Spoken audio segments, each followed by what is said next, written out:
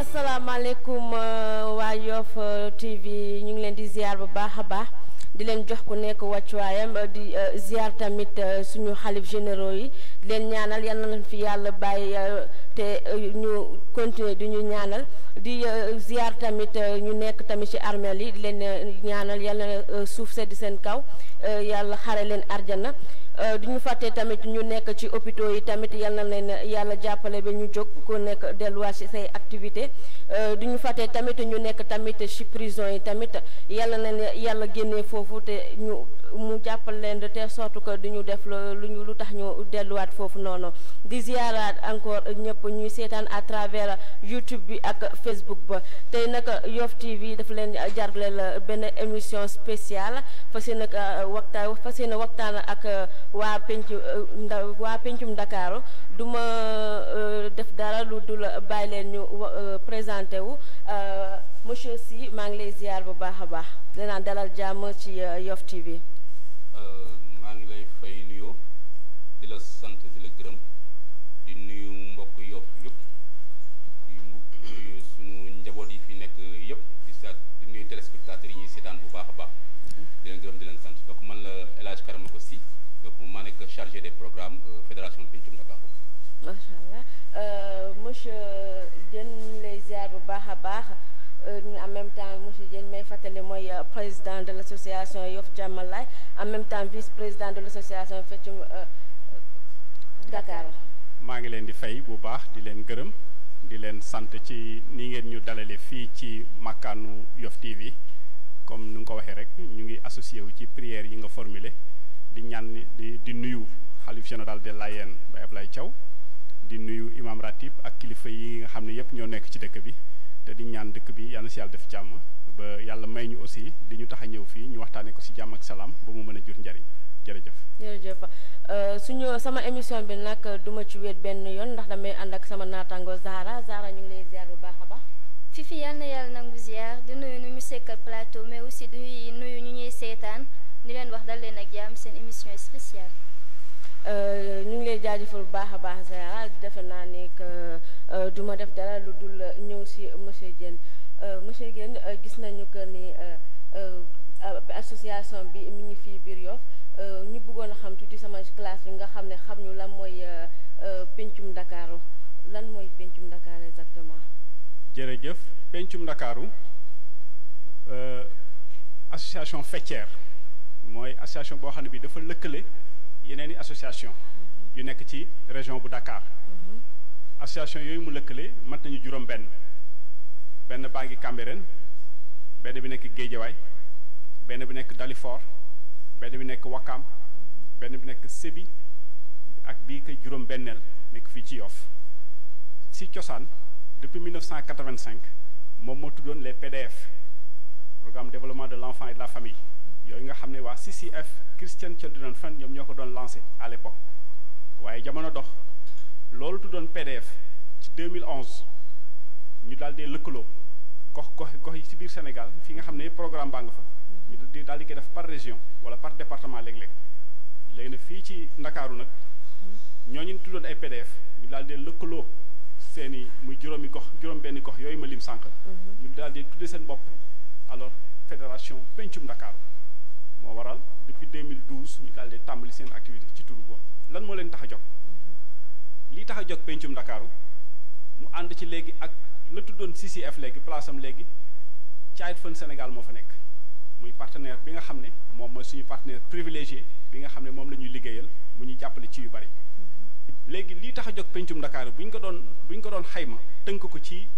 ñetti baat dañ naan parce que moom li ko tax a jóg mooy xale yi nekk de 0 à 24 ans ñoom la bëgg a aar yiir leen ànd ak ñoom ba ñu màgg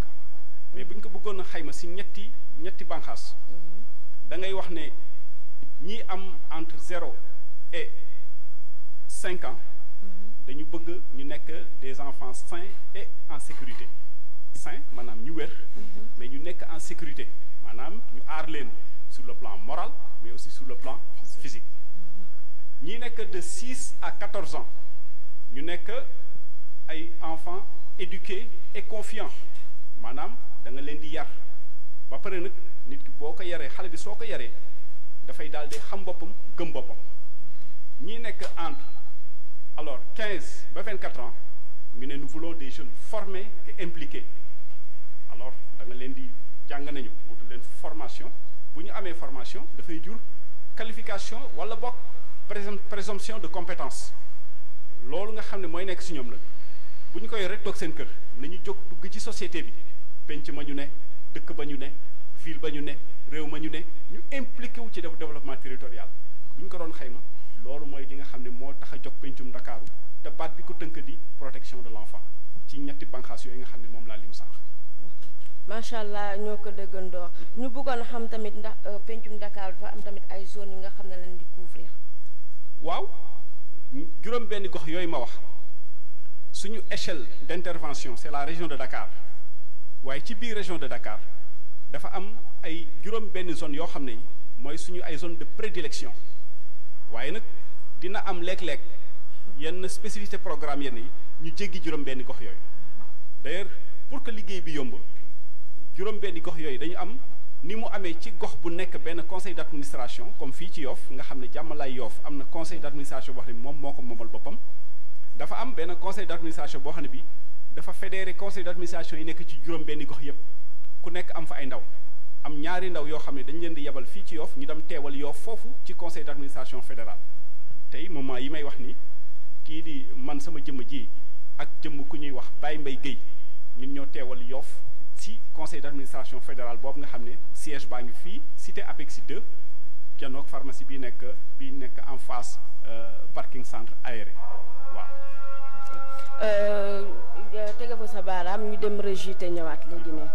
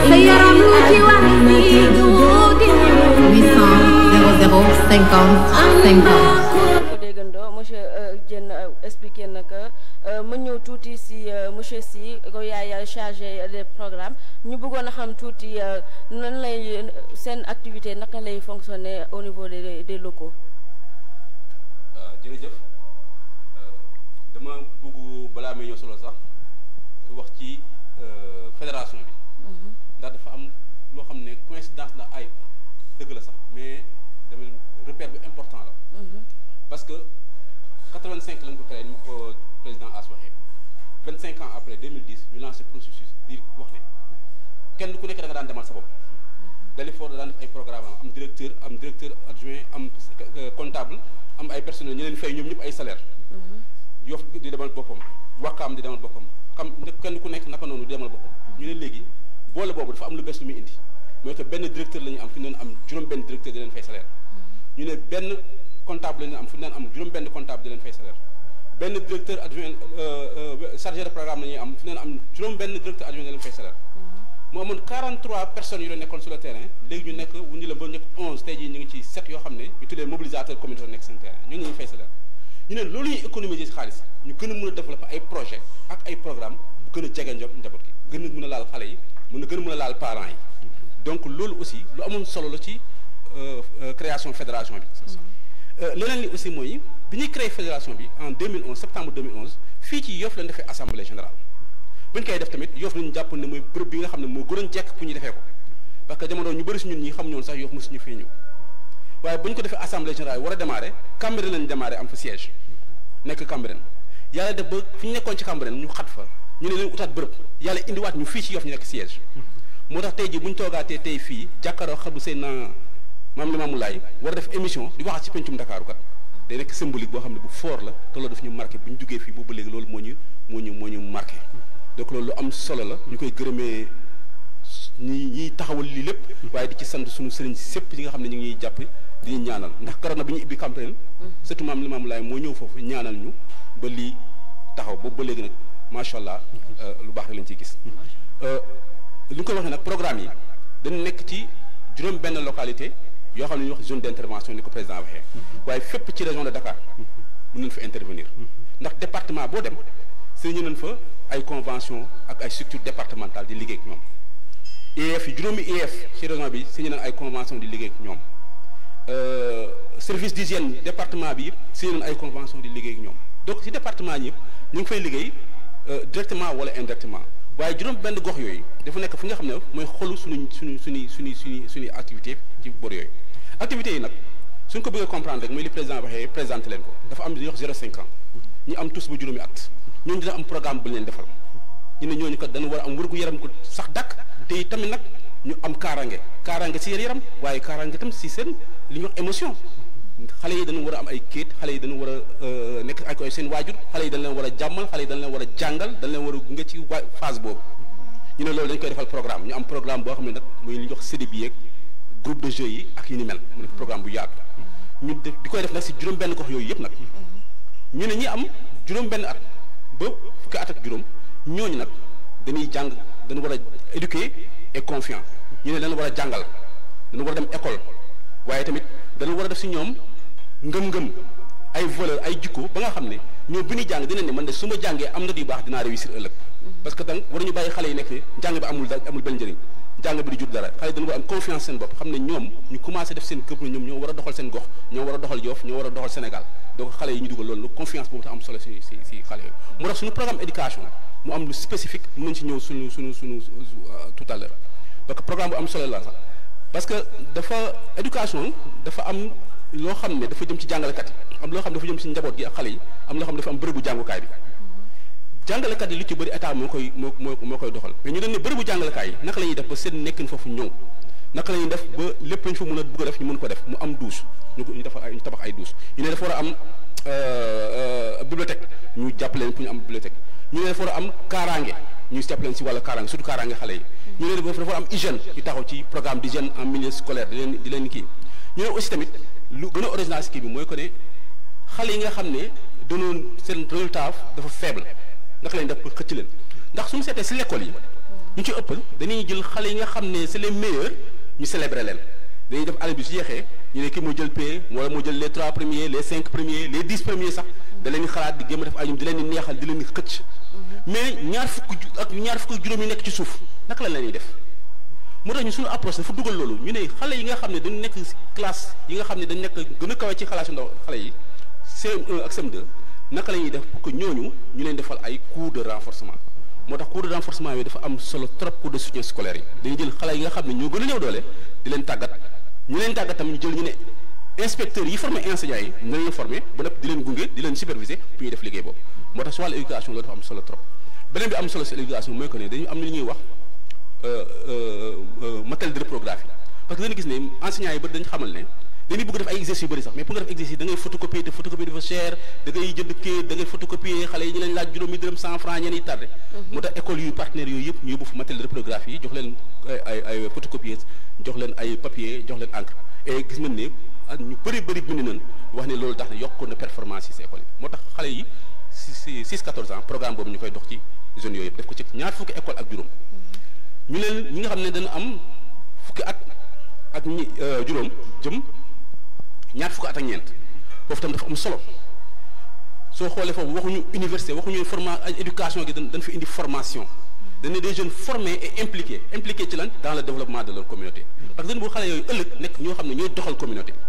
moo tax programme bi dafa ne employabilité des jeunes donc ñun fukki at a ngi nii ñuy wax ci employabilité des jeunes tey ñuy wax problème de l' emploi problématique de l' emploi mais li ñu dañ jàpp ne jeunes yi dañ ko war a jox ay jumtukaay ba nga xam ne bu génnee ci njàng mi dina mën a sàkku liggéey am liggéey wala mu doxal boppam liggéeyam moo tax employabilité bi dafa am boobu moo tax ñu signé ay convention ak les centres de formation professionnelle ñeent ci région de Dakar di liggéey ñoom di fa yóbbu ay xale ñu leen former ñun ñu leen di accompagner boo demee fii amul CCF Yoff amagul centre de formation professionnelle publique waaye ñoom ñu ngi yóbbu seen doom yi fii ci Grand Yoff mais ñoom dañ leen accompagner bu ñuy yaatal ba mën a dugal xale yooyu yëpp parce que ñu doon am ay 50 60 léegi dañu am ay 100 et plus de 100 enfants ñu fay dem parce que fédération dafa def ay investissement pour ñu mën a yaatal et loolu dafa am solo léeg-léeg mooy aussi ndaw ñooñu aussi yar leen ci citoyenneté temps yi ñu ngi wax ci problème de citoyenneté waaye fukki at a ngi ni fédération ak ñi mu àndal ñu liggéey ci citoyenneté par rapport aux jeunes wax aussi ci taxawaayu jeunes leadership des jeunes jeunes yi da nga war a am taxawaay ndaw da nga war a am royuwaay ndaw da nga war a am ni ngay doxalee donc ñun fédération Pencum Ndakaaru dañu dugal trop valeur culturelle yi jikko yi ak yooyu dañ ko dugal trop ci suñuy biir programme donc ñett groupe yooyu ku nekk dana defal programme mais leneen li ci am mooy ko ne xale yi ñoom rek soo leen defalee programme di leen yóbbu rek day jafe moo tax ñu ne ñu def programme boo xam ne ñi nga xam ne ñu nekk ci association yi ñuy wax sànq mi Yoff mi Cambérène mi Sébi mi Dalifort mi Guédiawaye wala Wakam ñu defal leen ay formation ba nga xam ne ñoom dinañ mën a doxal seen bopp li ñu fiy def bu njëkk ba Pencum Ndakaaru ak Thialfone dañuy def lépp ñooy indi seen programme léegi mais léegi ñoom ñooy doxal seen biir seen quartier ñoom ñooy doxal seen programme te parce que dinañ si defal ay formation yu am solo te lu ci bëri sax président Asmi jàpp na ci formé ak si xam-xamam bi mu am di ko yàlla may mu séddoo ko ñoom formé ñeneen ñoom ñu mën a doxal seen biir gox et loolu c'est important beneen bi mooy aussi dañu xam ne su nekkee waajur dañu nekk ci ndóol parce que zone yi ñu interview société si banlieue yi la nekk war nañu ko ñi ci tànn mooy xale yi nga xam ne dina am ay jafe-jafe ci wàllu dund ci wàllu nekkin donc xale yi gën a néew doole famille yi di recruter pour de les accompagner donc soo xoolee ñoon famille yi il faut que suñu amul moyen pour toppatoo li ñuy wax yooyu xale yi ndaw yeeg yi nekk ci digg doomu yeeg yu xaw a njagamaar yi pour mu leen toppatoo day jafe moo tax ñu defal beneen programme de renforcement du pouvoir économique des ménages naka la ñuy def pour askan bi di am ay revenus am ay koppar yoo xam ne dinañ ko mun a investir si seen njaboot loolu tax ñu indi beneen programme aussi di leen ci ñëw tout à l'heure programme avec taxaw ko donc soo xoolee loolu mooy programme de base yi nga xam ne ñuy teg nag mais loolu yëpp nag dafa am loo xam ne moo ko lënk lépp mooy protection de l'enfant kaaraange xale yi yaakaar naa fii Yoff def nañ fi ay ndaje yu bëri teg si ay si commission yi dans les comités de quartier def nañ fi ay commission si protection de l'enfant def nañ comité communal protection de l'enfant def nañ formation yu bëri bu yàggul ak liggéey nañ lu yaatu ci wàllu état civil liggéey lu yaatu ci wàllu kaaraange xale yi donc dina ci ñëwaat donc yooyu mooy nag li koy ëmb programme yooyu yëpp mooy programme de base bi ñu wax ne protection de l'enfant mais protection de l'enfant day fekk njàng bi nga lekk la problème de santé bi nga ne ci liggéeyu ndaw yi employabilité nga nekk ci xale yi tout tànk yi nga mun leen toppatoo donc yooyu programme mooy programme yi nga xam ne dañu koy def nag si juróom benn gox yooyu yëpp nag ñu ngi liggéey ci wàll woowu donc ci wàllu programme donc loolu nekk di def ak ànd seeg suñu partenaire bu tudd nag Thialfone Sénégal Thialfone nag ñoo ñuy accompagner ñooy suñu partenaire technique suñu partenaire financier daanaka lépp li nga xam ne ay koppar la suñu partenaire Thialfone la ñuy ànd di ko def mu ñuy gunge du ñuy accompagner ci programme yooyu. macha allah may fàttali rek que mun ngeen participer tamit bu dee am na ay laaj yu nga xam ne bëgg ngeen ko laaj tamit mun ngeen woote si 88 628 04 56 wala si 00 221 33 841 21 42 je pense que sama naa tamit am na ay questions yi nga xam ne bëggoon na leen ko poser. loolu moom dëgg la man sama question mu leen bëggoon poser mooy association Pencum Ndakaaru comme turam rek la wuyu yam si Dakaaru kase wala xalaat ngeen génne ko si région bi wala génn na si région bi ba pare. boobu moo xam naa monsieur. waaw jërëjëf Zahra laaj nga question bu am solo li tax mu am solo mooy waxtu wi nga koy laajee dafa am benn réflexion bu nekk en cours au niveau de Pencum Ndakaaru parce que dañu nekk di muter Pencum Ndakaaru mu war a muter en ONG et bi ñu tolloo ci zone d'intervention li ñu mujjee retenir ci CA bi passé mooy que suñu territoire d'intervention dafay nekk le Sénégal. Donc on va passer maintenant de la région de Dakar à tout le pays, à l'échelle de tout le Sénégal. Donc mu couvrir toutes les régions du Sénégal. loolu mooy solo bi nga xam ne moo nekk ci laaj bi nga laaj ba fii ñu ngi doon yem ci région de Dakar comme ni ko Karamako si waxee léegi mais à partir de maintenant selon dynamique bi ñu bëgg jël nii mooy que dañuy jàll léegi ci territoire sénégalais bi waaw loolu daal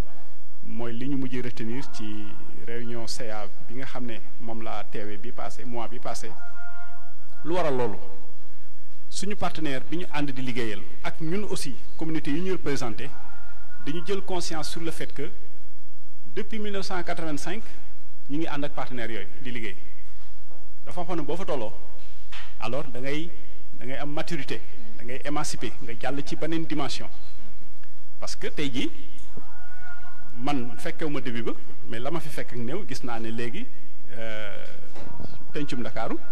am na expertise boo xam ne bii en matière de protection de l'enfant war na ko mun faire valoir sur tout le territoire sénégalais voire même au-delà parce que sànq am na aspect boo xam ne bi jotul leer trop ci présentation bi stratégie d'intervention bi nga xam ne moom la Pencum Ndakaaru di wéyal dafa am lu ñuy wax le système de gouvernance association de type classique dafa am comité directeur dafa am bureau yooyu am nañ ko am nañu ay commission mais dañu am benn administration boo xam ne bii une administration fédérale à la tête on a le manager Issa Dia moom mi Karamako si ci la bokk moom mooy le chargé des parrainages des programmes am na ñeneen ñoo xam ne ñu ngi ci biir yore ay bànqaas assistant financier kii yore comptabilité et tout rencontre bi ñu dajale fii tey ñoom ñoo ko planifié ñoo ko budgétisé ñun en tant que gouvernance on participe dans les orientations on valide et on participe à la supervision mais liggéey bii ngi ni ñu dajale fii tey ñoom ñi ñoo ko doon planifié ak le MOPCOM les mobilisateurs communautaires mais boo ci gisee koo si jël dañ lay jël ci profil yàlla nattoo na ma fekk naa ñoom ñëpp ku ci nekk conditions yi ñu la recruter mais c'est sur la base d'un profil et la concurrence était très serrée donc c'est sur la base de profil lañ leen jëlee ñoom ñëpp autrement dit dañu am expertise ak compétence boo xam ne bii dañ ko war a faire valoir au-delà de leur personne maintenant c'est Pencum Ndakaaru qui à travers ces 6 zones d'intervention privilégiées pour ne pas dire la région de Dakar moom moo am benn capital d'expertise boo xam ne bii en matière de protection de l'enfant war na ko mun faire valoir pour diversifier les partenaires mais aussi diversifier les zones d'intervention parce que am na lu ñuy def depuis quelque temps mooy que en accord ak suñu partenaire dootuñu yem rek ci parce que au début en famille yi amoon ay enfants enrôlés rek ñoo doon bénéficier suñu service c'était l'époque de ce qu'on appelait le service direct enfants yi ñu enrôlé tey jii Yoff dernier chiffre bi parce que chiffre bi tëddul benn place jamono bi may wax ak yéen nous avons 651 enfants qui sont suivis de près en termes d'enfants enrôlés dans le système bu jëkkoon philosophie bu njëkk bi mooy que ñun suñuy service si 651 enfants yooyu rek lay yem mais on a changé d'approche au-delà de ces 651 enfants dañuy traquer tous les enfants de la communauté léegi ci biir stratégie nag on a un repérage nos 651 enfants yi nga xam ne ñoom la ñu enrôlé donc su ma bëggoon tënk sa question bi mooy ñu ngi doon yem ba fii sa njëlbeen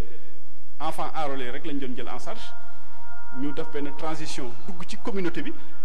en ayant en repérage nos enfants enrôlés mais maintenant nouvelle approche bi nga xam ne moom la ñu teg dans le cadre de la mutation de Pencum Ndakaaru d'association type classique vers le type ONG alors là on va aller vers le Sénégal. Inch'Allah. Merci. mu ñëwaat encore ci monsieur Sy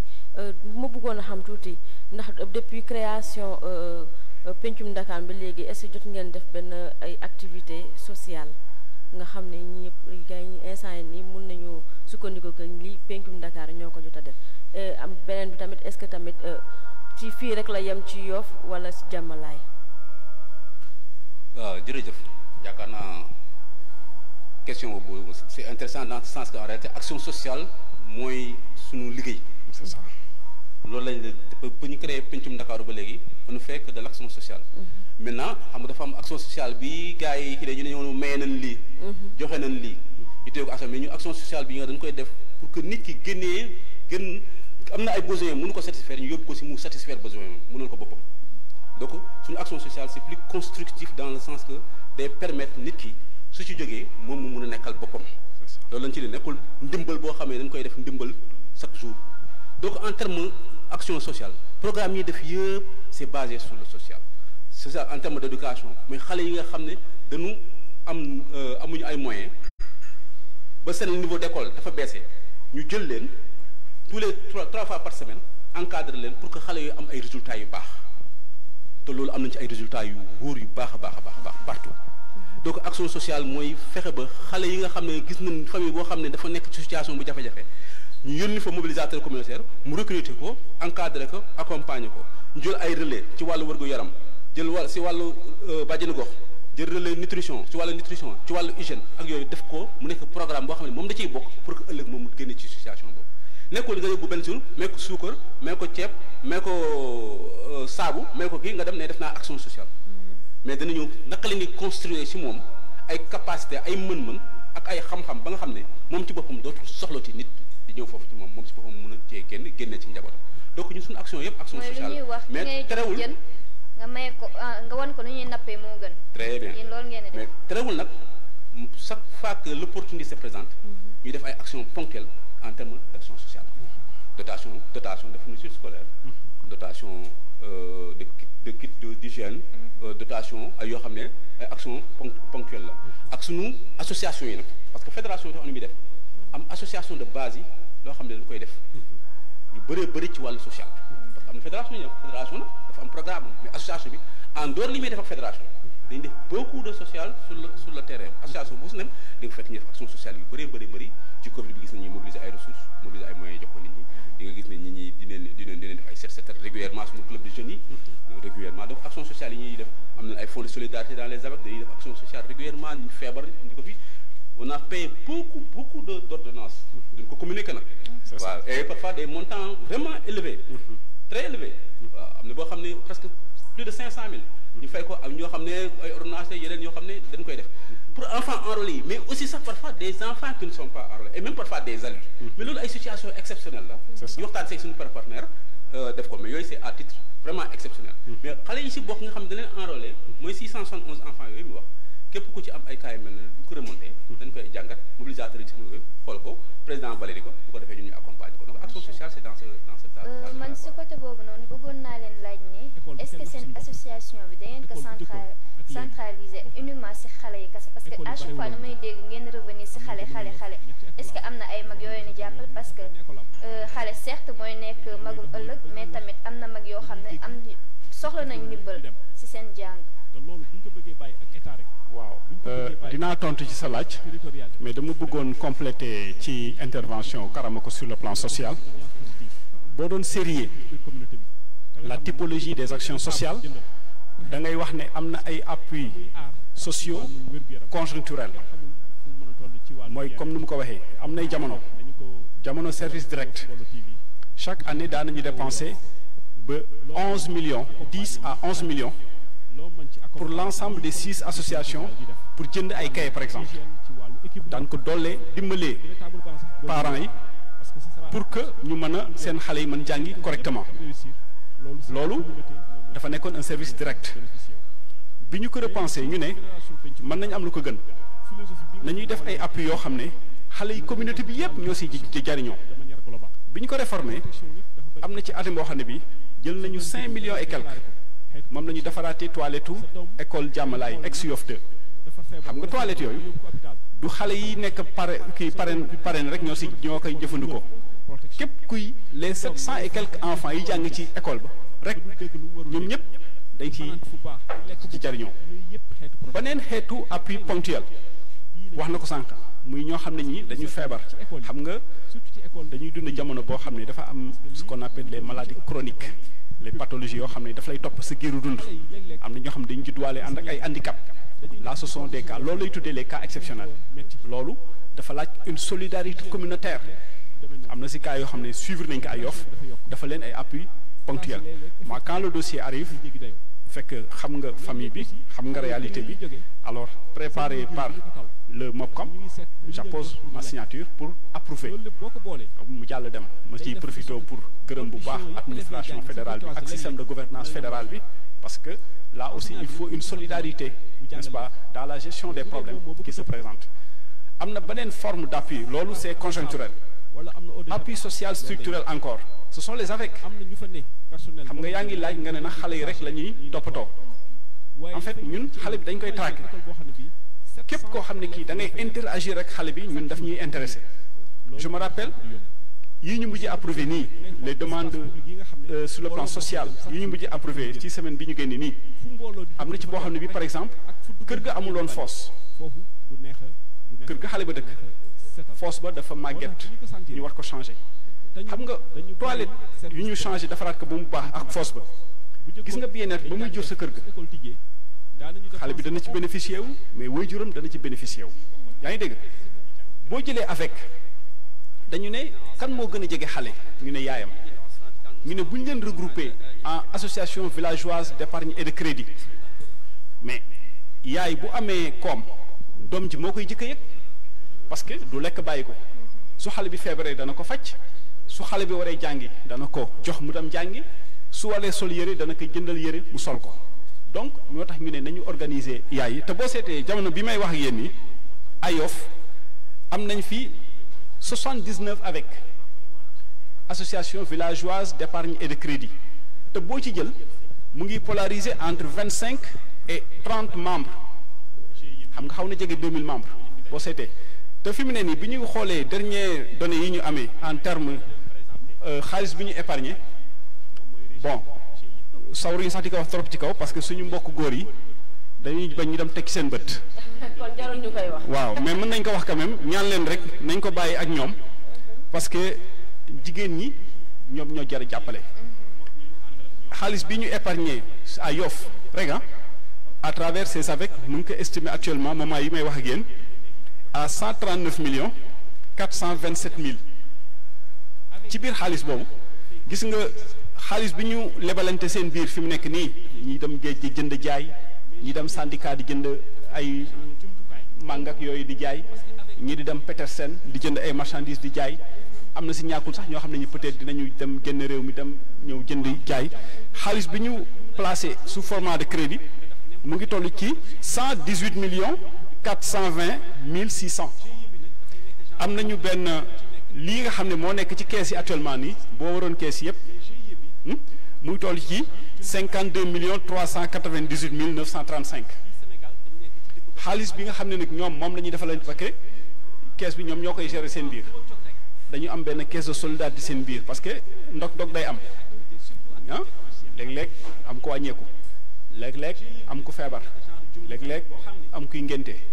léeg-léeg am ku war a maye doomam wala yu mel noonu am na benn fonds de solidarité boo xam ne bii actuellement mu ngi toll ci 10 millions 718 mille 600 bénéfice yi nga xam ne nag moom la kii bi sécrété actuellement mu ngi toll ci 31 millions 392 mille 535 ñuy ñaan rek góor ñi nañu bañ a teg seen bët ci xaalis boobu parce que lii tax ñu créé ko mooy jigéen ñi bu ñu amee jàmm wérle seen xel dal xale yi nga xam ne ñoo nekk seen wet parce que dañu ne de 0 à 24 ans te xam nga doom du màgg mukk ci kanamu yaayam am déet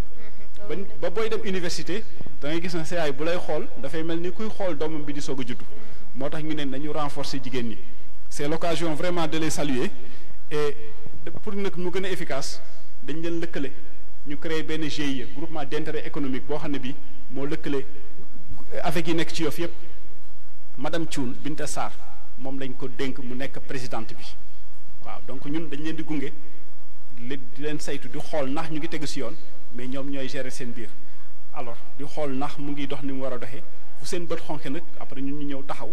soldaaru leen salbewu leen ba nga xam ne dina tegu si yoon ma siy profito di ko gërëm di ko sant moom ñi mu àndal ci bureau bi ñëpp ak ñi nga xam ne ñoom la lëkkale vraiment ñuy liggéey ba rafet ba donc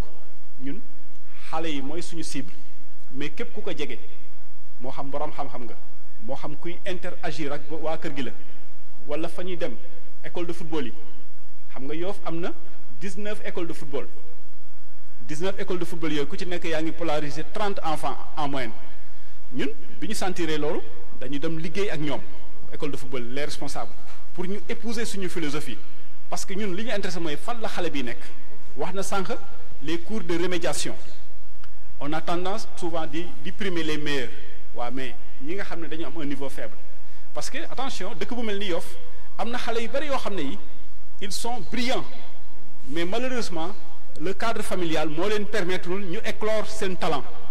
parce que kër goo xam ne cambis la kër goo xam ne gii bon moom mënul am fu mu wéete jàng leçon kooku c'est pas sa faute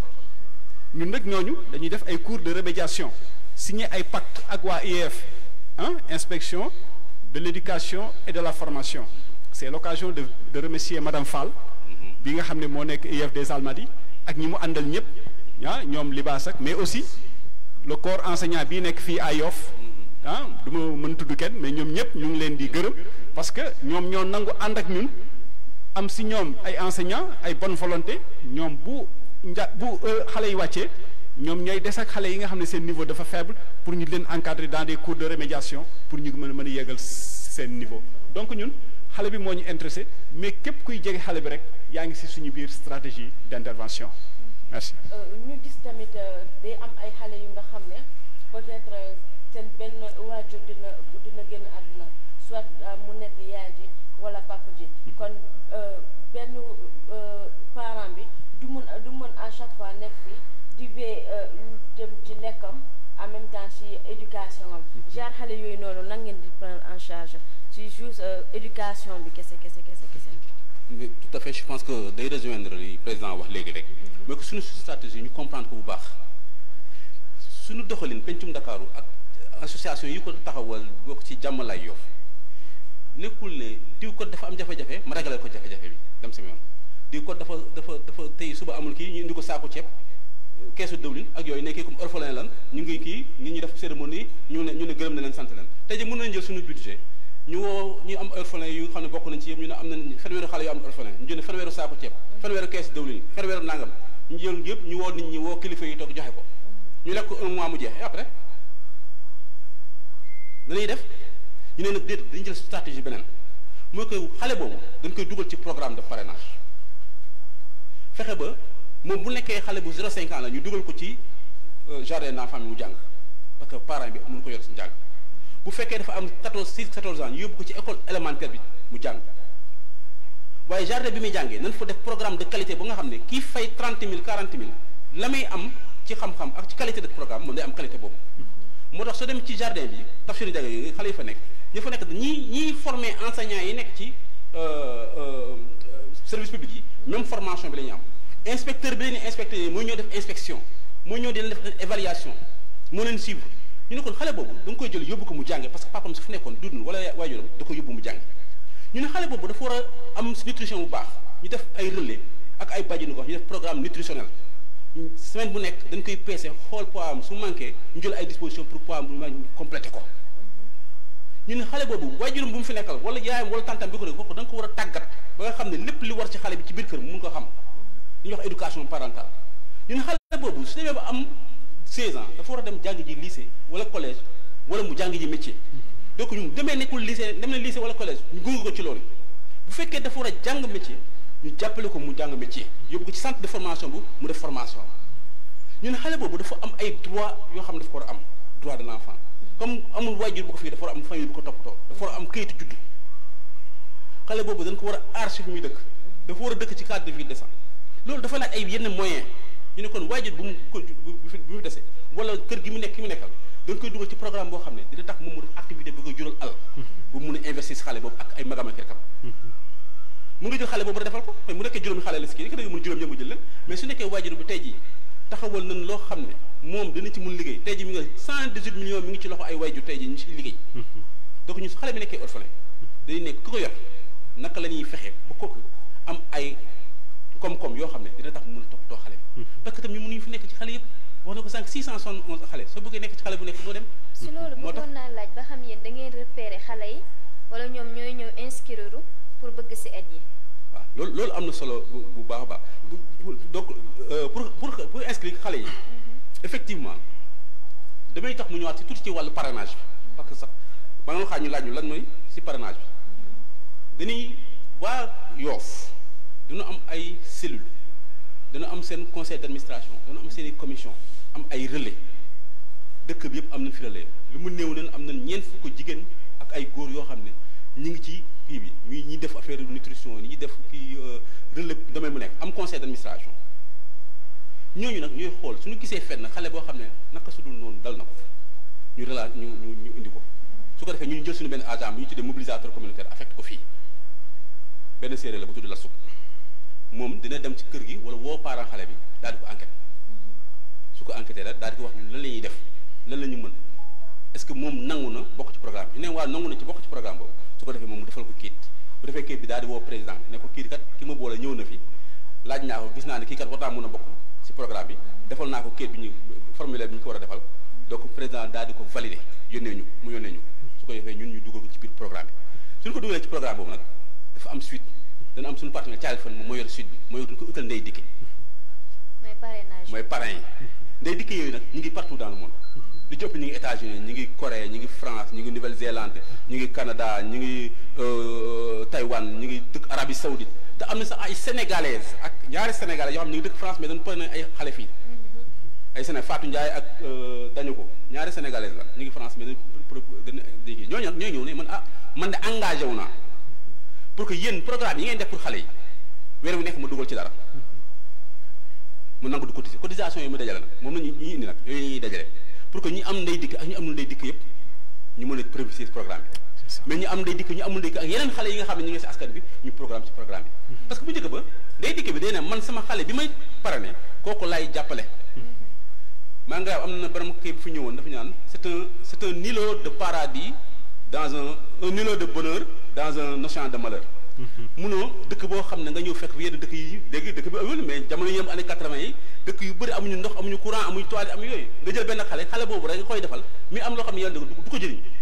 il faut ñu jóge ci loolu dem ci ay programme yoo xam ne day laal ñëpp mais day laalaale xale bi mënuñu jël xaalis boobu def ci loo xam ne ñeneen ñu ko te xale ji di bokk ñeneen xale yi li muy soxla am na yeneen xale yu ko soxla ñu def programme yi mel noonu donc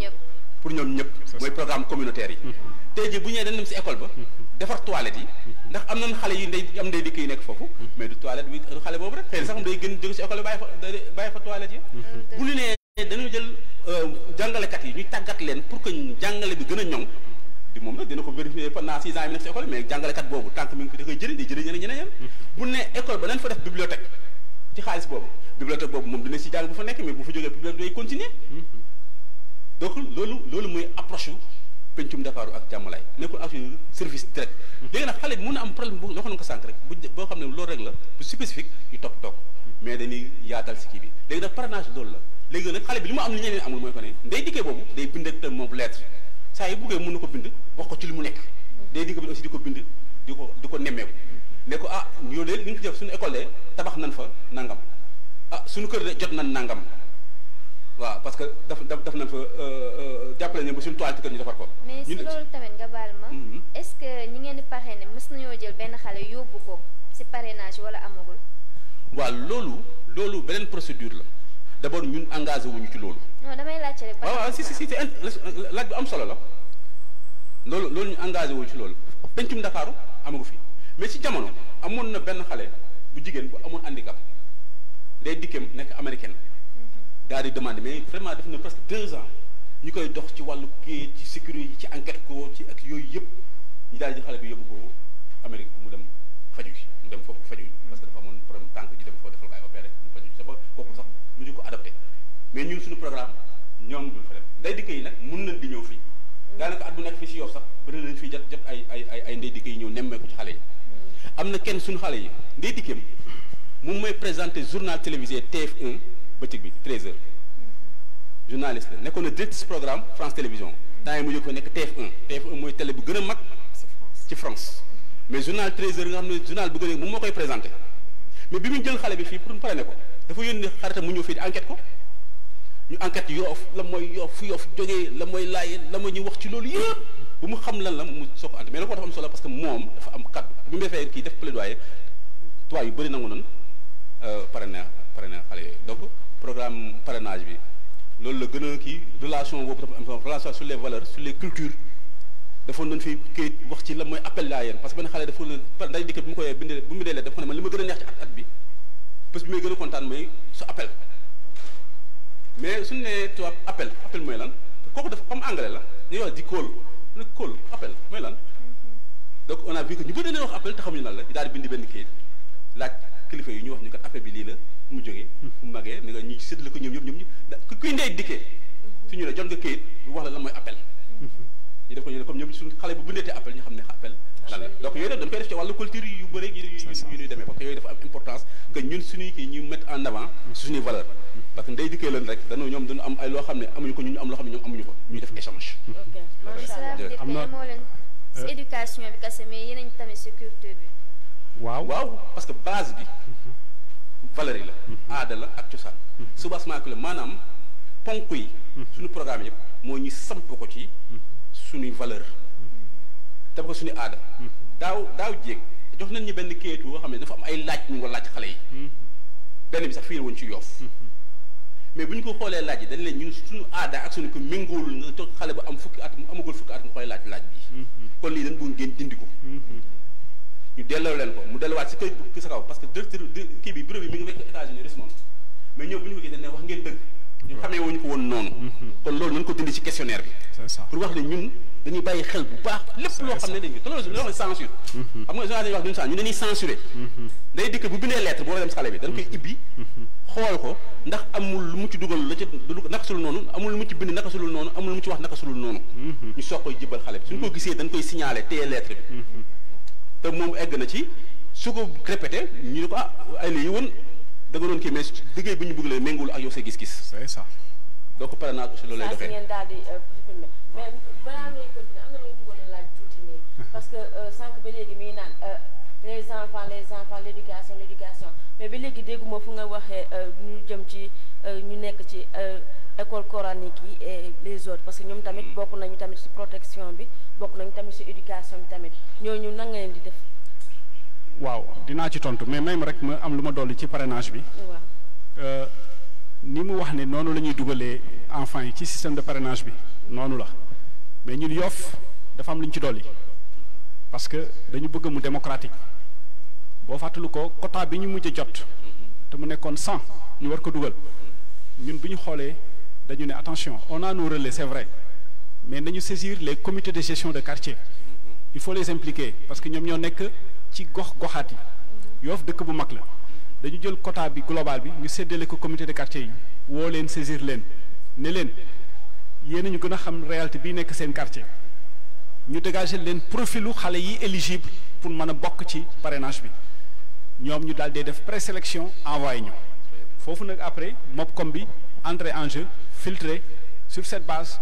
dossier yi ñu daal di koy valider mu daal di dem donc lu ñu yitteel la cette approche démocratique parce que xale yépp ñoo yem dignité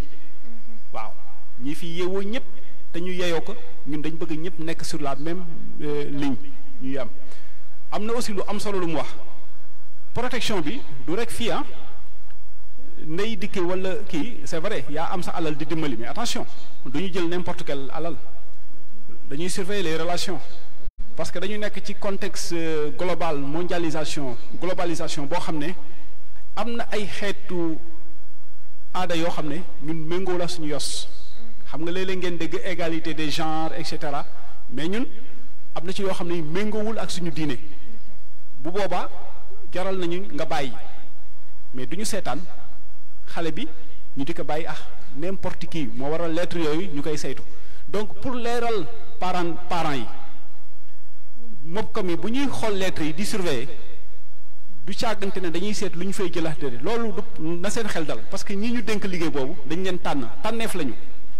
ñoom li ñuy saytu mooy ndax amul lu dugg ci lettre bi loo xam ne bokkul ak suñu aada pour mu bañ a yegg ci xale yi parce que léegi jamono bi dafa xaw tëradi yéen a ngi gis yenn signaux yi ñu ay LGBT yoo xam ne yi dëppoowul ak suñu aada ñun nag loolu dañ koy filtrer waaw parce que xale yi bu dee dañ leen bëgg a aar te ñu mettre leen à la merci de ces messages c'est la meilleure façon de les exposer donc loolu moo waral léeg-léeg mais parents yenn yi du ñu ko comprendre bu lettre bi ñu ne waaw moom day lu mu ciy xool déedéet dañ koy aar xale bi moo tax ñu koy xool ñaari précision yooyu laa bëggoon def pour dalal xelu alors ñi nga xam ne ñoo jëm ci wàllu woowu léegi moom ñaan nga delluwaat ci question bi ma mën ko jël en charge. ok question bi mooy sànq ba léegi monsieur Sy mi ngi naan éducation des enfants. à chaque fois éducation des enfants dañu leen di dugal école. mais ba léegi dégg nga fu mu waxee l'éducation des enfants de la rue mooy ñu nekk ci daara ñooñu noonu na ngeen di def. jërëjëf boo jëlee pencum Ndakaaru sànq am na lu mu tàmbali ci wàllu culture. question bi xam nga Wakaam Yoff Dalifort Guédiawaye Cambérène accès bi dëkk la yoo xam ne yi bokkuñu profil am det Yoff ak Wakaam ñoo xaw a niroo profil dëkku cosaan nga xam ne plusieurs siècles ñoo ngi fi Cambérène mu ngi juddoo daanaka ci Yoff am det Dalifort accident de l'urbanisation moo ko jur Guédiawaye aussi accident de l'urbanisation moo ko jur Sébi c'est la zone périurbaine de Dakar donc bokkuñu profil boo demee tey jii Guédiawaye la nga fa mën a am ci ay taalibe bokkul ak Yoff Yoff daan na am ay taalibe yu bëri dans les années 80-70 lu ko waraloon mooy ak période sécheresse yi doon am ci àll bi vers les années 74 moo waraloon ñu bari màngaan si ñëw ci dëkku taax yi ëndaale seen ay taalibe ndongo daara ñu ñëw seet kër yi nga xam ne kenn dëkkew ko ñu daal di fay sanc mais Yoff amatul kër bu ñuy squatter Yoff a fait son plein sur le plan de l'urbanisation bi ñu defee le dernier recensement ay daara yoo xam ne war nañ mën liggéey ak ñoom ñu ngi amoon 7 daara te ñu ngi ko am au niveau de Ouest Foire Xurwi Nord Foire am na xale yuy nekk ci Yoff di fi yalwaan mais bi ñu defee dernier recensement bi ñu ci bari ñu ngi jóge Parcelles Assainies wala Grand Yoff le jour ñu ñëw fii yalwaan bu ñu paree ñu delluwaat ñun nag ñu ne comme que kaawu Yoff noonu la demee naam dinañu jël les 7 daara yooyu nëgër ni daaw ñu ngi doon def ak ñoom visite médicale et c'est l'occasion de remercier docteur Abdou Karim Diop bu centre de santé Philippe Maguilène Senghor ak infirmier ICP Ndaw bi ne fële ci poste de santé bu Ndenaat daagu daan ñoom gente ñoom ñu doon dimbali ci liggéey boobu mais ñun ñu ngi leen di bàyyi xel jël nañ leen en charge ci programme de consultation médicale boobu ñu doon def ak ñoom léegi nag parallèlement pour mu gën a dëppoo ak xale yi Yoff ñu ne nañu jël les écoles de football waaw ñu ànd ak ñoom donc mais boo demee Guédiawaye Cambérène Dalifort foofu surtout Guédiawaye parce que Guédiawaye son cas c'est un peu spécifique vraiment c'est la banlieue foofu moom am nañu ay daara yu bari peut-être Kara mën na joxe sax ay chiffres ci yoo xam ne def nañ ko ci daara yi foofu mais ñun Yoff mooy centre banlieue bi waaw parce que en réalité lii tax Guédiawaye xaw complexe Guédiawaye dafa mel ni kuy soulager Pikine parce que Pikine bu jëkkoon moo gënoon a centrer les problèmes de jeunesse dans la banlieue de Dakar mais léegi dafa xam li ko contrebalancer c'est Guédiawaye et Kër Massar waaw moo tax ñun nag ñu ngi à Guédiawaye moo tax ñaari bu ñuy def suñu programme mu talib yi en général ñun foofu la ñuy dem mais Yoff nag ñun pour combler ce gap nga xam ne amatuñu ay talibé comme na woon dañu pour mieux toucher les jeunes de la communauté dañu ne nañu concentrer wu sur les écoles de football mais noonu lañ koy gérer waaw. tout à fait pour compléter ci loolu. waaw parce que question bu importante la et bu sensible et sur lequel pencum Dakar du ci liggéey bu yaatu. ci wàllu daara yi am na ñeenti at si ginnaaw fii ci Yoff ci APEX yi lanu woo kilifa yi yore affaire taalibe yi ci région de Dakar ak national yi ñu def fi benn panel bu yaatu woo sëriñ daara yi woo seen fédération yi woo waa ministère bi ak waa pencum Dakar waa association bi ñu def waxtaan bu yaatu jëm ci li état bi sumb pour moderniser daara yi naka lañ koy tërale loi bi lan la und la moo war a nekk taxawaayu sëriñ daara yi la moo war a nekk taxawaayu askan wi naka la moo war a nekk taxawaayu ONG yi ak ñu ni mel ndaje boobu fii lañ ko defee ci Yoff te conclusion yi dafa dem alimenter document bi nga xam ne ñaari at après lañ ko valider à l'Assemblée nationale. Donc question talibé question bu am solo la beneen mooy que ne ñun si suñu départ dañu waxoon ne 18 daara la ñuy accompagner. dañu dem association bi nekk liggéey ñett daara ñu tuddee daara partenaire mais tey jii. daara yooyu fan lañ nekk. ci association yi Yoff Guédiawaye Dalifort bi nekk département de Pikine Sébikotane Wakaam ak fii ci. fu nekk am na ay doon mais bi ñu ko defee tey jii li ñuy accompagne ci daara ëpp na juróom fukk. ëpp na juróom parce que bi ñu demee loolu dañu gis ne kat lii mënuñu am ci ñett. Dalifort ba ñëwee ñett dañu dem si ñaar fukk daara ak nangam. Guédiawaye 17 daara la ñu dem na. Sébikotane pratiquement 9 daara la ñu doon te ba ñu doon wax ñett la ñu doon déparé même programme yi ñu doon def ñu ci Covid bi dañu dem directement ci kii def ko fanweeru daara ak ñett te 18 daara la ñu waxoon au départ. parce que dañu gis ne problématique bu am solo la xale yu bëri ñu ngi ci daara yi te nit ñi war nañ ci gën a bàyyi xel bu baax a baax gën a yaatalaat waxtaan yi waxtaan boobu waruñu ko teg ci suuf rek bu am jamono jotee rek ñu yëngal ko buñ ko waatee rek ñu bàyyiwaat ko bala ñu yëngal ko kooku dafa war a dem def waxtaan woowu mu egg ñu teg ko de côté ñu xam ne kat léegi daara yi nii la xale yi si mbedd bi dañ ci war a gën a taxaw bi Covid bi amee fédération dafa appuyer état pour que xale yi nga xam ne da nekk ci daara ñu génne la ñu seet naka la leen mën a jox ñu lekk mënu leen mën a loger mais si bureau national bi mi ci Guédiawaye mi partout dañ leen accompagne parce que question talibé question bu fondamentale la pour pencum Dakar question daara yi aussi question bu fondamental la léegi nag loolu dafa am aspect ñuy wax pédagogique loo xam ne njàng beeg njàngale bi ak kiy jàngale ak inspecteur loolu lenn la ñun nekkuñu xale yi ci daara yi nekkuñu xale yi en dehors des daara ci mbedd yi nekkuñu xale ak njaboot yi pendant xale yi yooyu question dañ ci war a taxaw bu baax te loolu dafa nekk pan bu rëy maanaam pàcc bu rëy ci taxawaayu pencum Dakar. ak éducation si loolu la. macha allah may fàttali rek que tey édition spéciale la ñu dalaloon tey waa pencum Dakar ñu nekk fii Yoff balaa ñu dem si deuxième partie bi gis naa ni que da ngeen nekk en collaboration ak bajjanu gox les chefs des quartiers ak ñenn ak et autres ñu bëggoon a xam rek ñooñu lan mooy seen rôle ci pencum Dakar. waaw loolu am na solo trop loolu ñuy wax les relais communautaires les acteurs communautaires. parce que en réalité ñooñu moom mbir mi. xale yi man maa ngi dëkkee Dalifort di ñu liggéey fii yéen seen mobilisateur communautaire bi nekk mi ngi dëkk Kër Massar. keneen mi ngi dëkk feneen mënoon ko affecté am na ki fi nekkoon dëkk Ndar. Ganjool la dëkkoon ñëw fii li fi nekk ñëw fii di liggéey Yoff mais xam nga kooku doomam njabootam nekkul moom mu am problème mais xam-xamam ak xarañam lañu bëgg Yoff jëriñoo ko kon acteurs communautaires yi ñoom moom mbir mi ba pare moo tax ñoom dañu war a jouer le rôle de premier plan. parce que muy délégué de quartier yi wala muy président comité de gestion de quartier yi fii di Yoff muy bàjjenu gox yi muy relais nutrition yi muy relais groupe de jeunes yi muy relais avec yi muy ASCOB assistant communautaire yi encadré xale yi muy relais yi fi nekk groupe de jeunes yi relais yi nekk lavage de main groupe yooyu yëpp ñooñu nag ñooy doxal mbir mi ñun pencum Dakar du ñëw changer dara mais ñooñu dañooy gis problème yi ñooy jafe-jafe yi kat lii la. ñu waxtaan ak ñoom ba d'accord ci pexe yi ak seen conseil d'administration ñu ne pexe yi la ñuy teg ñu ne pexe yi pour mu soxla activité yi la ñuy dawal ci at bi ñoom ñoo koy doxal ñun nag li ñuy def mooy it ay borom xam-xam tàggat leen parce que tam dañuy bëgg ñooñu ñu leen tàggat ñu am niveau bu élevé da leen former defal leen formation bu yaatu ñun dañuy fexe. xaalis yi nga xam ne ñu ko am ci ndey dikk yi naka la ñuy def ba ñooñu mun see jot lu méngoo ak seen bëgg-bëgg par rapport ak programme yi taxawal en tout cas li ci programme mën a àttan ñu def ko ay priorité mu tax délégué de quartier yi bàjjen gox yi acteurs communautaires yi ñoom ñooy base bi parce que aussi dafa am loo xam ne xëy na waxuñu si lu bëri mooy les comités de protection yow daf ci am démarche originale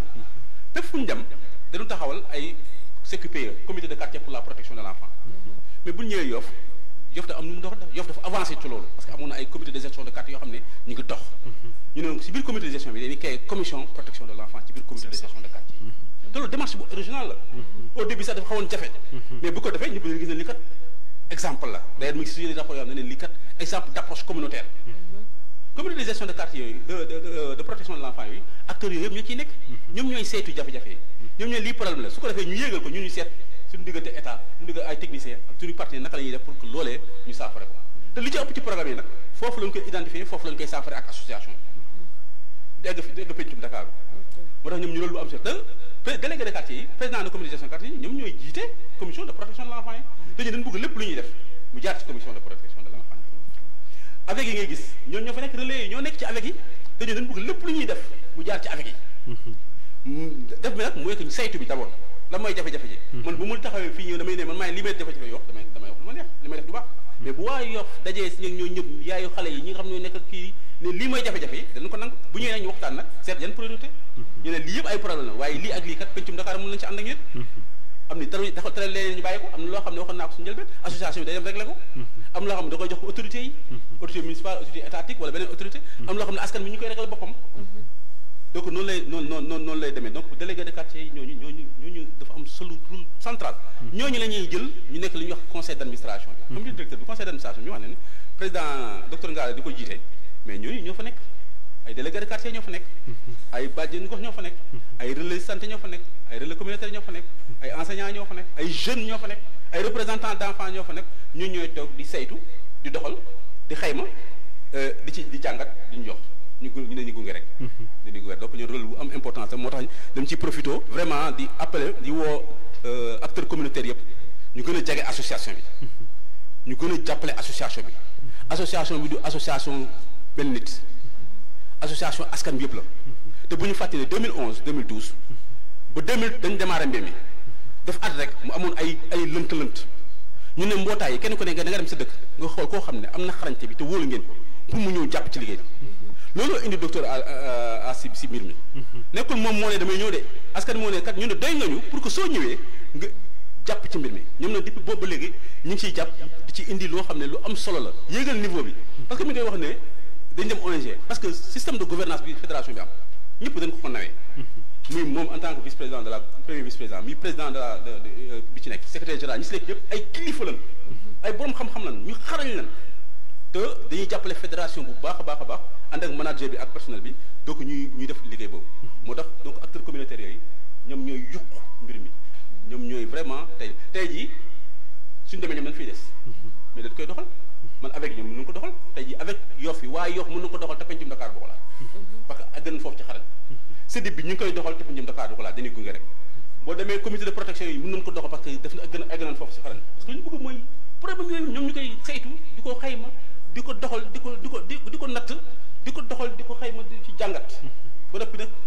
ñun ñëw jàng ci pour mën ko partager ak yeneen communauté donc ñu acteurs yi am solo la de premier plan. monsieur le président. tey jii bu doonoon tey am na ku ñuy déglu mu bëgg tey jàppale tey xale yooyu tey nan yan démarche la war a def tey ba mu extérieur. waaw parce que ñun am nañu siège mu ngi fële ci Dagoudane ci wetu fii salle de cinéma bi nekkoon loolu chance la pour Jamala Yoff parce que sur les 6 associations yi bokk pencum Ndakaaru 3 ñoo ci am siège boo xam ne ñoo ko moomal seen bopp muy Sébi Xotaan muy Dalifort ak Yoff d'ailleurs war nañ jàll ci beneen niveau mooy que dañ fa war a def ay unité de production et d'écoulement pour les femmes xam nga yàgg naa toog ci ay jotaay à Yoff ñuy jàmbat maison communautaire de la femme à Yoff mais ñun dans notre conception siège boobu à l'étage moom lañ bëgg a def notre maison communautaire de la femme loolu ku ñu bëgg a fekk foofu nga ñuy fekk soo demee kii ba ñu nga fa administration locale bi yàlla MOPCOM mais am nañ benn gérant boo xam ne bii bu tudd Mamadou Assane Diène moom la ñuy tànn ñun moom moo ñuy nekk suñu permanent foofu parce que ñun ci gouvernance bi la ñu ne dañu am yeneen engagement professionnel yoo xam ne mayuñu ñuy saytu au quotidien liggéeyu kii bi pencum Ndakaaru dafa am moom administration boppam wax naa ko sànq sama wax ne man ci gouvernance bi laa ne lii comme ba ci jotaay bi ñu indi fii tey ñoom ñoo ko planifié waaw man bii dem jotee rek lañ ma wax ne ma kaay nga dem nga présenté institutionnellement Jamalaay Yoff ak pencum Ndakaaru gannaaw ba ñu ma tegalee kii au nom du CA ñu xool programme bi mu baax ñu validé budget bi ñu validé joxe suñu suggestion mais la mise en œuvre ñoom la c'est l'administration ñun ñu ngi nekk système de gouvernance bi donc ku ñëw suñu siège foofu boo ñëwee danañ la dalal danañ la wax bu ñu déggoo sa yow li nga bëgg a def danañ la orienter vers qui de droit loolu ñu daal di koy def et noonu la ñuy liggéeyee ak partenaires yi mu lim sànq sous préfecture ñu ngi ciy profité di gërëm bu baax sous préfet parce que moom aussi mu ngi ñuy taxaw bu baax monsieur le maire de Yoff Abdoulaye Diouf Sarr ak ñi mu nekkal ñëpp ñoom Abdou Naar Mbeng ak administration bi monsieur Mamadou Mbeng Karax ñoom ñëpp ñu ngi leen di gërëm vraiment foofu amuñu fa benn problème saa yi ñu leen saisiré dañ ñuy taxawu jàppale ñu autorité coutumière ak religieuse yi nekk ci dëkk bi noonu la ñuy doxalee ak ñoom wax naa sànq EIF des Almadies su ma ko waxee mooy yóbbaale les directeurs et les enseignants le centre de santé Philippe Maguilène Senghor wax naa ko sànq ak poste de santé yi fi nekk yëpp à travers docteur Abdou Karim Diop il y a l'APEXI l'association pour la promotion économique culturelle et sociale de Yoff Yoff yi démb ak tey à travers le président docteur Serigne Mbaye Diène avant ñuy suñu siège bi di fonctionnel APEXI hébergé nañu ay at ñu nekk foofu ci kër APEXI suñu mokkam yi nekk foofu suñu données yi suñu base de données bi nekk foofu parce que bii programme bi di dugg Yoff en 1985 APEXI moo ko dalal fii ba pare orienté ko vers l'école 2 avec ñoom Amadou Gueye Samb ñu koy nuyu bu baax moom mu nekkoon le directeur du PDF à l'origine di ziar aussi di ñaanal Elimane Seni Diagne nga xam ne moom aussi ndeysaan moo nekkoon PCA wu pencum Ndakaaru avant que ñun ñuy jël le relais donc APEXI ñu ngi koy gërëm bu baax les comités de quartier wax naa ko léegi les délégués de quartier ñu ngi nekk ci biir penc yi les écoles de football wax naa ko daara yi mais aussi Yoff TV Yoff Média Info le courrier Yoffois parce que li ñuy def nii soo amul ku la jàppalee pour nga jàllale ko dafay metti mais boo demee ci siège bi di nga fa fekk ñoo xam ne ñoom ñoo ñu fa nekkal alors xam nga wax na bàjjenu gox am na ñu ci yoo xam ne ñi dañu nekk ay bàjjenu gox attitré de Jàmmalaay Yoff ci biir pencum Ndakaaru ku mel ni Adja Maymuna Coom Adja Ndey Samb aji Fama Faye aji Fatimatu Njaay aji Seynabou Sarr ñii ci bàjjenu gox Yoff la ñu bokk mais ñooñu ñun dañ mel ni ku leen agréé ba nga xam ne liggéey bu ñuy def soxla bàjjenu gox su ñoom la ñuy wéeru ñu daal di koy def c'est la stratégie du faire faire am nañu ay relais lavage de main xale yi dañ leen di fekk ci école yi ñuy bu ñu leen dotee ay équipement ñu wan leen nu ñuy raxasoo ku mel ni Mamarem Thiom Ñing Binta Sarr Mam Koura Seck Ndey Sosé Sakho Abdou Cissé ñooñu aussi ay relais la yoo xam ne ci pàcc boobu la ñu nekk wax na relais nutrition groupe de jeu am na solo wax na ko sànq groupe de jeu yi mooy xale yi nekk entre 0 et 3 ans waaw parce que ñun xam nga fii le système classique dañ lay yóbbu daara noonu boo jógee daara ñu yóbbu la école primaire mais ñun dañu ko xaaj de 0 à 3 ans dañuy wax sa waajur mu àndaale xale bi bu ñu demee ci kër gu ñu tànn agréé ko lal basang yi génne ay jeux yoo xam ne yi dañu ko tànn doo ci gis mukk jeu bu violent xale bi soo ko tegee ci basang yi nga teg jeu yëpp moom dina raam jëm ci benn jeu nga def ko tey defaat ko ëllëg defaat ko gannaaw ëllëg nga gis toujours que ne am na jeu bu ko gën a attiré en fait c'est la personnalité de l'enfant qui est en train de parler yow nag boo nekkee père de famille bu averti da ngay xam ne sa doom bi mel na ni l'éveil mu ngi wane ne am na ay prédisposition mais ci bii te pourtant mu ngi am entre 0 et 3 ans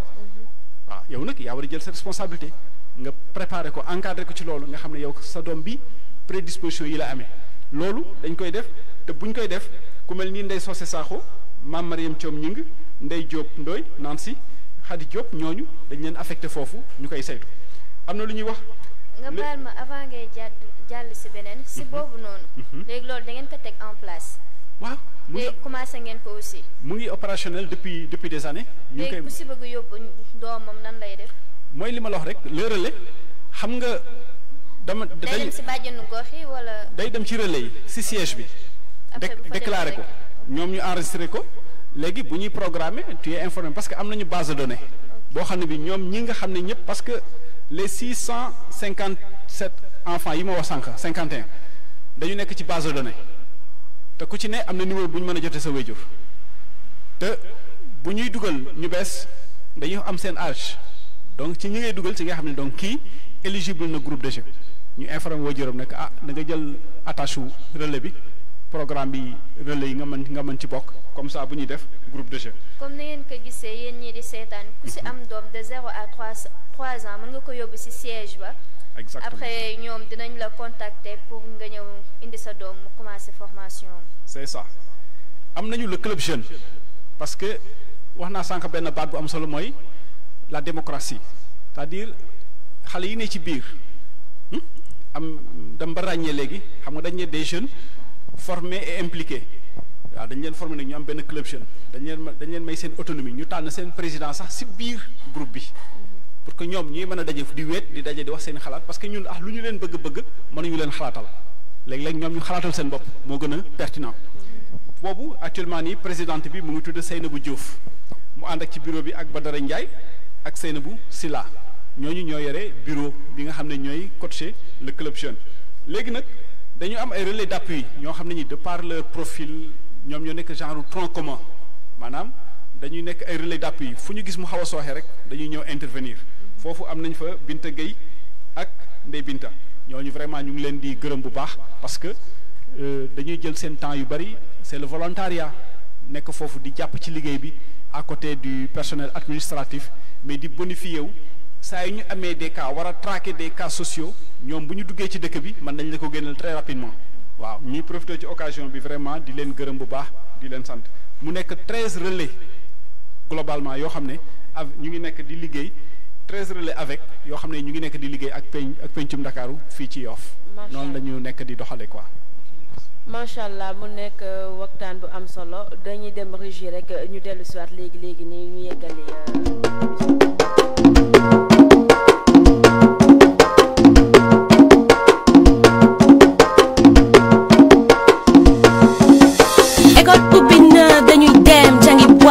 na sa lépp set ndax nga moytu corona feebar baa ngi fii bàyyil foo gis ndox naan hey lekk ci mbedd day tax dalay gaaw a daal sa xarit sa masque waaw ak sa gel bu lekk ci mbedd mani la bàyyi ci xel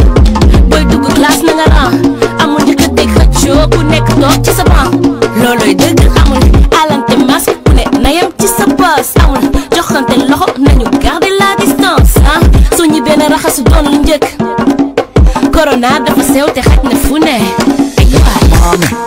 voici mami daa war a set mami gel antiseptique day gën a set mami voici mami daa war a set mami gel antiseptique corona lu am bul joxe sa loxo wax respecté distance te mu tuut taxawaat corona lu am bul joxe sa loxo wax respecté distance te mu tuut taxawaat ak sa école ak say parents ak sa bopp ak ñi lay jàngal sol sa masque gel di raxas mayel distance ñi ngay àndal sa yow wàcce ñi bi waatal bañ a taxawaalu respectel mesure barrières yi faagaru gën faaju boo jàngul toogal seen kër réviser xoolal say cours vacances yi. allez dañuy continuer waat rek spécial plateau bu ñu jagleel tey waa pencum Ndakaaru ñoo ko déggandoo waa pencum Ndakaaru mun naa ne xale yi tout tànk yi ñoo leen tax a jóg dañuy continuer waat tuuti rek gaaw parce que gis naa ni temps bi daf ñoo xaw a dab ñuy ñëwaat ci mbirum coronavirus bi parce que gis nañu que ni def ngeen ay jéego ci coronavirus bi montant bi dem na ba relevé ba egg ay 18,302,625 ñu bëggoon a xam tuuti non monsieur Sy yow mi nekk sa kii bi ñu bëggoon a xam naka ngeen répartir 8 millions 18 millions yooyu noonu du moins. jërëjëf. En fait coronavirus yi première vague yi en tout cas première saison comme si on veut dire du coronavirus qui implique les premières et deuxième vagues. Donc bi mu amee immédiatement ñun avec suñu partenaire dañuy suspendre toutes les interventions de la fédération lépp loo xam ne dañ ko sumboon war ko def entre mois de mars et mois de juin 2020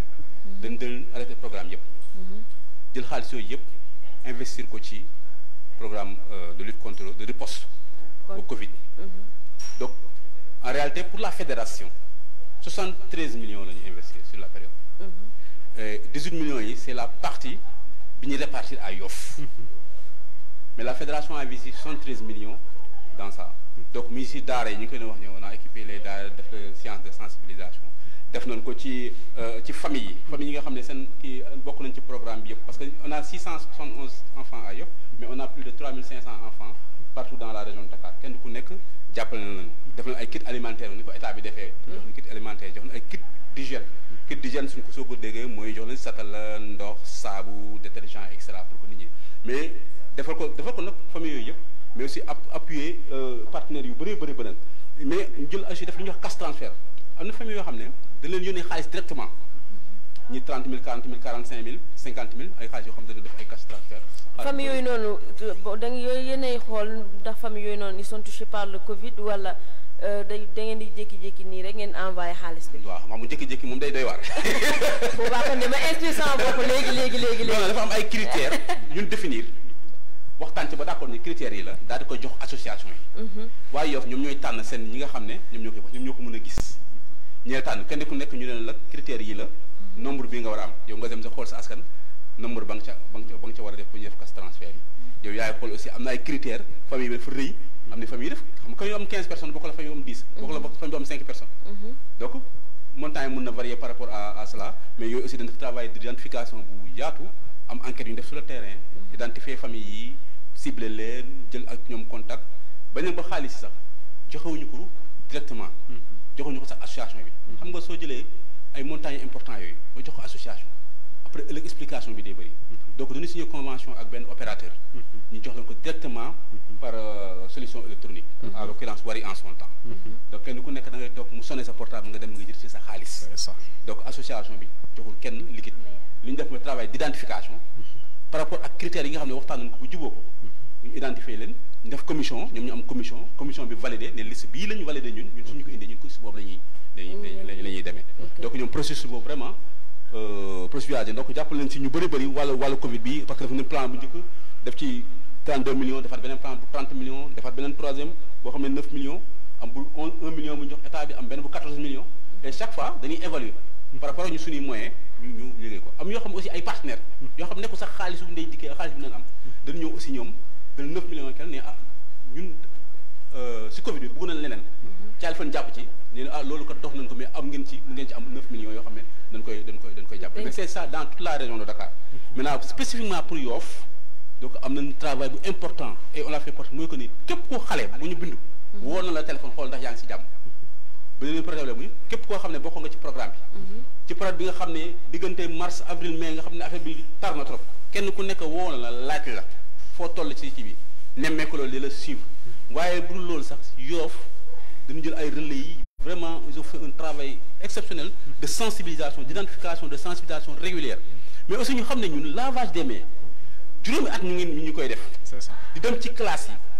dem ci avec yi dem ci kër yi di leen wax nii nga war a raxasoo saabu nga war a naka nga war a raxasoo pour sa loxo di set du Covid bi daf ñoo cee fekk rek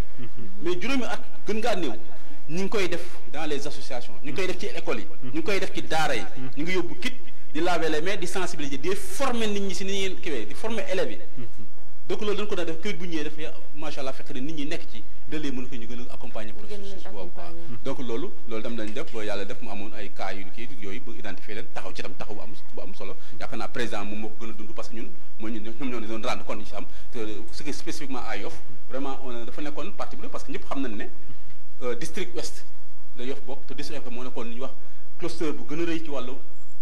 Covid bi moo gën a bëri ay cas de contamination yu xam ne gis nañ ko en tout cas loolu la chiffre yi wane que district ouest dafa nekkoon cas yu bëree bëri moo tax da ci bàyyi woon xel moo tax day ñun am nañ ay xale yu bokk ci ñun yu amoon feebar bi mais dañ cee taxaw